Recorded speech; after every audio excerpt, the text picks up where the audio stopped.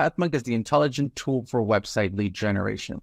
With increasing online competition, over 98% of the website visitors don't convert. The ability to successfully show your value proposition and support visitors in their buying journey separates you from the competition online. PathMonk qualifies and converts leads on your website by figuring out where they are in the buying journey and influencing them in key decision moments with relevant micro experiences like case studies, intro videos, and much more. Stay relevant to your visitors and increase conversions by 50%.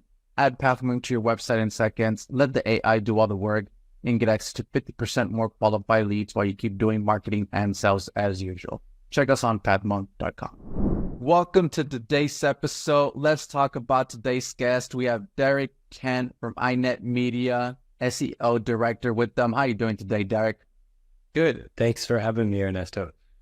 It's great to have you on. We've met already, and I learned a little bit about Inet, but I'm sure our listeners are tuning in, wondering what you guys do. So let's kick it off with that, right, Derek? In your own words, can you tell us a little bit more?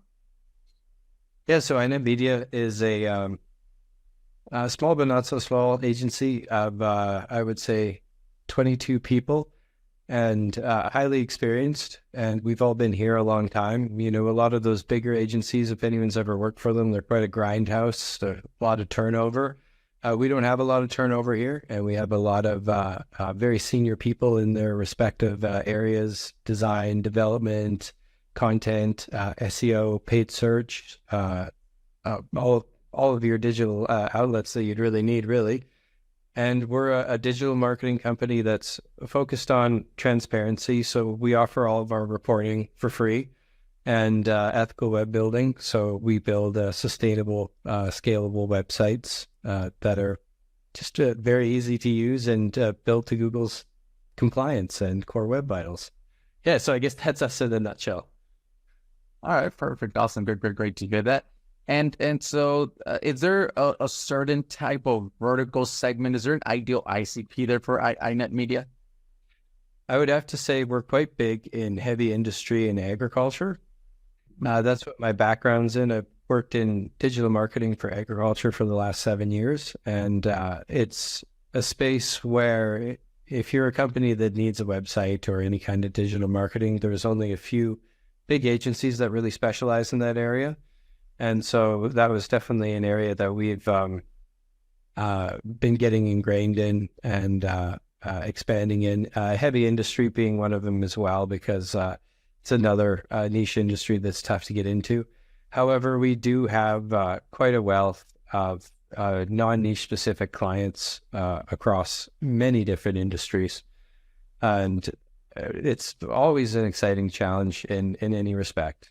I mean, I do find that any niche-specific agencies, there's so many different outlets in that said industry or niche that you can get quite all over the place. But yeah, it's quite an adventure each day. Definitely. And say I was in the agriculture business, how would I usually find out about Inet Media? Is there a top client acquisition channel for you guys, Derek?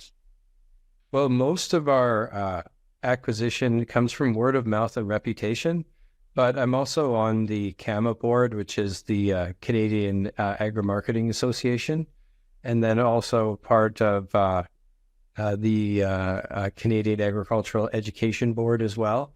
And so being on a member there for over 6 years now, not a member, sorry, a board director of the Alberta chapter, that does allow us to be in the events and things like that all the time. And it's a big things done on a handshake and a lot of word of mouth. But I would have to say our reputation precedes us the most. We don't really advertise or do any marketing. We do a lot of just basically networking through reputation and our current partners and clients and things like that. And we're very thankful to be quite busy. So that's quite nice. It's always nice to be busy. If my team always says we're so busy, I'm like, yeah, that's a really good thing. All right. Start worrying when they start, hey, well, I'm kind of busy, or yeah. What thinking that I could do, and you got to start worrying. But I'll Awesome to hear that then. And so that way our listeners who are tuned in could go ahead and visit you guys. You could always check them at inet-media.ca. What role does the website then play for client acquisition, Derek? So no dot after the hyphen. It's just inet-media.ca. But you can see us. We are relaunching our website at the moment right now. So I would have to say also one of our major challenges is that we don't maintain our own website enough. But what's funny is one of our newest, but he's been with us a year, and probably one of our most talented SEO specialists. When I was interviewing him, he said, when your website's too good and too well optimized, I don't think that you're going to have a lot of work for me to do. And so when I saw your website, I knew that I would have a lot of work to do. And I'm like, what, you little bastard? Are you saying that we have a bad site? And he's like, very serious, that he's so intelligent and serious. I don't think that he knows he's being so funny. He's like, yes. It's just complete flat line, very dry. Yeah. So he is right, though. I can't say that he's wrong. We don't maintain our own site enough, not enough posting, but we are relaunching it, and we're going to be rectifying that in the next coming months. Perfect. All right. Awesome. And on that note, then, is there any tools or tips or methods that you would recommend our listeners as far as some website generation? Let me see. So I would say tools and tips for lead generation. Did you mention? Right. Well, I would say building a Google compliant website that meets Google's core web vitals is one of the things that we do for our clients. And but to a point, because there's functionality that will be needed on the site that will go outside of Google's core web vitals.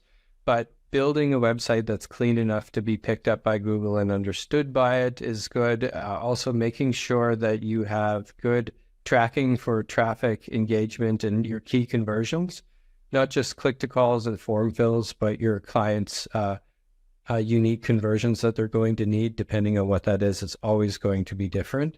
But making sure that those are tracked so that you can see what you're doing is working. And then, of course, competitor analysis is very important, and understanding who your customer is. I'm not a fan of customer personas, so to speak, because there's a great meme out there where if you look at Ozzy Osbourne and Prince Charles, now King Charles, they actually have the same customer persona, but they're very different people. So there's a lot of things you can do to look into who your audience is and who their customers are. The biggest one you can do is talk to your client. And if possible, try the product yourself or the service yourself. But of course, if you're doing, marketing for prostate ablation, that's not something you're ever going to want to have to try for yourself.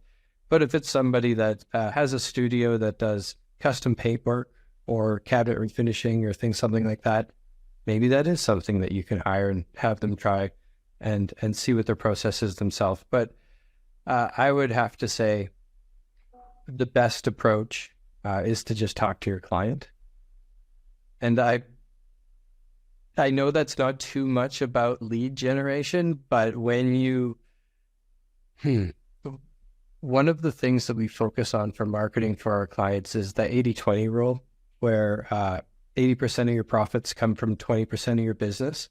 And so a lot of clients will want to go for new business immediately. And I always advocate for market to your base that you already have. Market to the cheerleaders that are already rooting for you to succeed and they're already your customers. And you'll learn so much from them that the new customers will start coming in from that, and you'll create a marketing strategy that will bring in new people anyway. And so you can treat your own business that way. So many agencies are so busy getting new business, they forget about the clients they already have. So nurture the clients you already have, and you'll end up in a situation we're in where you start making new clients without needing to advertise, because we nurture the clients that we have now, and they go out as our cheerleaders, just shouting our name and bringing in more business than we can often handle. So yeah, the 80-20 rule would probably be my best advice for getting leads. pay attention to that 20% of your business that's already bringing in 80% of your profit. Definitely important. Awesome to hear that from you, Derek. Thanks you so much for sharing that. Yeah, I know I've had such a bad. I have to try to keep these tighter answers. No, it's great. It's great. I mean, they're insights, right? I think that's a really way of looking at a business, right? 80/20 is in focusing on that 20. If it brings that 80%, that's great to hear. So thank you so much for sharing that. Well, let's switch gears a little bit then, Derek, and let's talk about you as a leader. What are some key tasks you like to focus on your day to day? Oh, I would have to say, day to day monitoring organic keywords, monitoring organic traffic and engagement for our clients, seeing what's working, seeing what isn't working. In fact, I would have to say our weekly Friday morning strategy session, which is we have our Monday morning meeting, just the SEO and content team, what priorities are for the week, what we're going to be working on, very serious meeting getting set up for the week. But then the SEO team has a Friday morning strategy session, just what's working for our clients, what isn't working. And it is a fun meeting, no wrong answers, kind of just shooting the shit, so to speak. And everyone gets a chance to, we often have a lot of laughs. I look forward to that meeting every single week with my team. I believe it makes us a stronger team. But that's a big part of what we do. I mean, this week already, we had a chat about a home tutoring company that had a really successful blog post for digital whiteboards and why you'd want to use them. But it was so successful that to improve that post would have Google thinking that they sell these whiteboards. So while it was a good, relevant topic to what they do, it wasn't really relevant to, that almost that 80/20 rule of what they actually want to be selling, which is getting home tutors into your home and helping your kids, or even up to a university level. And so looking at, instead of what was working and what isn't working, and trying to beef that up and help that. And then that is a lot of what I do, is meeting with my team and hearing what their strategies are, helping them with their strategies, but helping them with a plan for measurement, which goes back to what I had said before, looking at organic keyword ranking and position tracking, organic traffic and engagement and measurement, because that is often where most marketers don't even think of to have a plan for measurement, and where a lot of specialists and marketers, they have a plan for measurement and then they kind of forget about it. So I'm there to help them with that. And then to also take responsibility for their strategy. I always tell my team, we win together and we lose together. So when their strategy works, they can have all the credit in the world. I do believe they follow my lead and throw their wins back into the team, and it makes them look really good and like leaders themselves. But when they lose and their strategies don't work, I do tend to take the brunt of that and have to face the client. But the one good thing is we are so honest and forthright with our clients. They know that things aren't going to be up all the time. So that when something doesn't work out, they understand and they know that we've brought it forward to them and we've got a plan to work on it. And often there's opportunities and gaps, but there's always opportunities in the gaps as well. So when something doesn't work out, there's always a learning opportunity there. So anyway, what do I do in a day? Again, right after saying I keep these answers tight, it's a lot of what I do in a day. It's really a lot of meetings too. So I'm quite on all the time. It can be very mentally exhausting, but a lot of measurement. I love data, so a lot of data measurement. Definitely. Okay, great to hear that. And well, let's jump into our next section, which see if we could do it, but it's our rapid fire question round. All right. Sure. Yeah, please. All right. First up, Derek, what is the last book that you read? Oh, A Gentleman in Moscow by Amar Towles. I hope I pronounced his name right. All right, perfect. Next up is, what is one single thing that your company's focused on at the moment the most? Good question. Other than rebuilding the website, I would have to say it's always measurement. It's always measurement. Okay, perfect. Great. Now, if there would be no boundaries in technology, what would be that one thing that you want to have fixed for your role as a marketer today? Oh, God. I would fix Google Business Profile, formerly Google My Business. If I could fix that hot mess of Google's product, I would. If I could wave a magical technical wand and make that easier and have Google have a better network of support for it, a better verification process, that would be what I would do if there was no boundaries in tech. All right, great. Now, what is one repetitive task that you could automate? If I could automate, good question.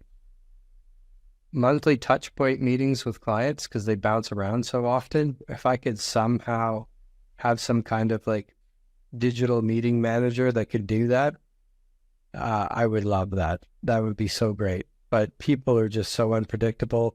Weather is so unpredictable. Kids are so unpredictable. I hope you can't hear, but my son just came home from daycare. I'm screaming, so I don't know if that's going to be picked up. But he's good screaming, all happy to be home. So I would have to say that would be it, just because I know that there are tools like that out there that exist, but I find you need to be in them to update them so often when life happens to you and your clients that you might as well just be using Google Calendar, which is what I use. Okay, perfect. Great to hear that. And well, lastly, Derek, I mean, you have a lot of experience already in the marketing world, but what is that one piece of advice that you would give yourself if you were to restart your journey as a marketer today? Definitely the focusing on the 80-20 rule. When a client tells you they want to go after new business and you're just like, yes, sir, yes, ma'am, and you go right after that new business as hard as you can, I would push back and say, let's focus on marketing to your base. And also prioritize good marketing ethics.